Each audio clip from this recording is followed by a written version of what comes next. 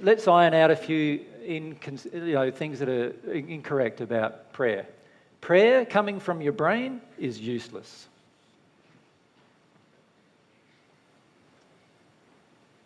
That's why it doesn't work for most people, because when you're doing a rosary without any heart, if you're doing some kind of praying 6 times a day to the east without any heart, has no benefit to you or to anybody else around you whatsoever.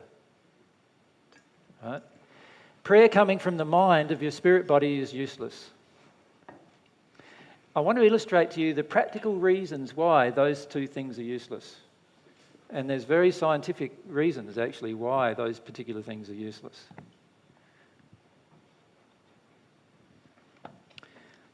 There's a lot of good scientific reasons.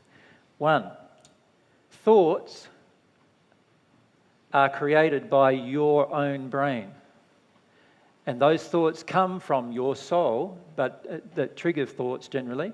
But thoughts only that do not come from your soul are just coming from your own brain or somebody else's brain. They are your creations, not God's. Do you understand? Now, you're allowed to create. God created you to create. But they are your creations. The second thing is thoughts cannot exit the universe. So while it is possible for people inside of the universe to catch your thoughts, in other words, telepathic response to your thoughts is possible, God will not receive your thoughts because God exists outside of the universe. Your thoughts are a substance of your own creation and require the same substance to exist in order to be transmitted. And as a result of that, they require substances that exist in the physical universe in order to be transmitted from one person to another. As a result, it is impossible for thoughts to exit the universe. Do you understand? Is that getting a bit too scientific for you? Yeah? It's like trying to send an email to someone who doesn't have a network. Right? So while God can see your thoughts, because God can peer into the universe and see anything, God will not receive your thoughts into God's soul because it's impossible for your thought to exit the universe and enter God's soul. There's only one thing that God created that enables you to communicate with God, and that is your soul. And your soul is made up of substances that, when transmitted, are able to exit the universe and enter God. Do you understand? And these substances all revolve around your passions, desires, longings, and emotions, which are not constrained by the universe because they come from a soul that was created by God in the same substance. That's why we're often referred to as the image of the Creator, right? So our soul is created in the image of the Creator, and as such, we have the ability to transmit to our Creator feelings from our soul, thoughts even from our soul, but they're not structured in the way that our intellectual thoughts are structured. So no amount of intellectual prayer will actually be heard by God. What has to be engaged is this thing, the soul. That has to be engaged. Your feelings, your longings, your desires, your passions, these are the things that need to be engaged in order to pray. Now, prayer where these things are engaged is always effective.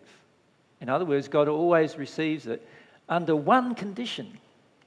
There's only one condition, and that is if, and I write if like this,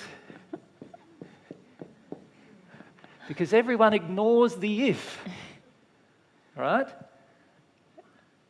If our longing is in harmony with God's longing.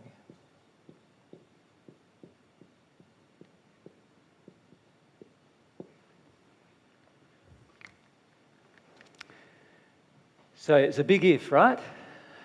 If our longing is in harmony with God's longing, every longing we have directed towards God will be satisfied.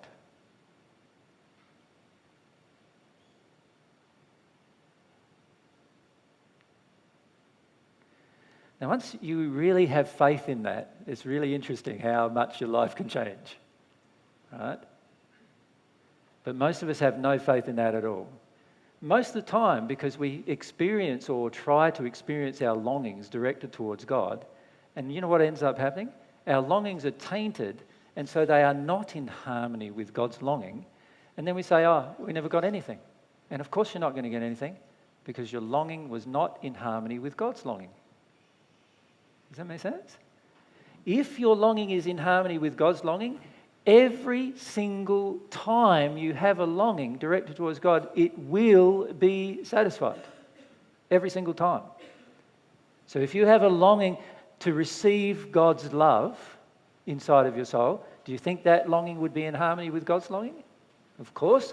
So you will receive God's love every single time.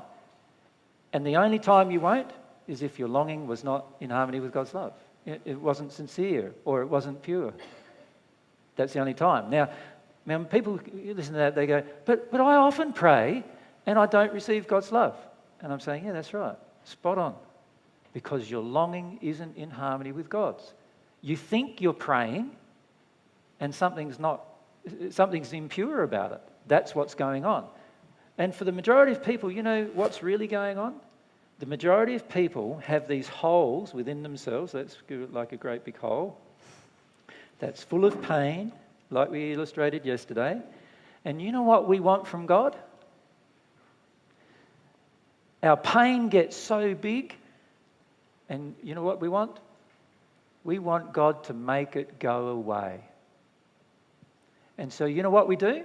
Under those conditions, we long for God's love to enter us and make our pain go away. Now, is that a pure longing? Who created this pain? Did God create it? No. Somebody else or we ourselves through our choices created it. So God can't make our pain go away. God will expose our pain so that we can feel it and then it will go away. But God's not going to make it go away. Right? Too many people believe that God will make their pain go away. It's not going to ever happen because we or others around us created this pain. We need to help it have it go away. We need to have it go away by experiencing it rather than holding on to it. It's only in us because we're holding on to it.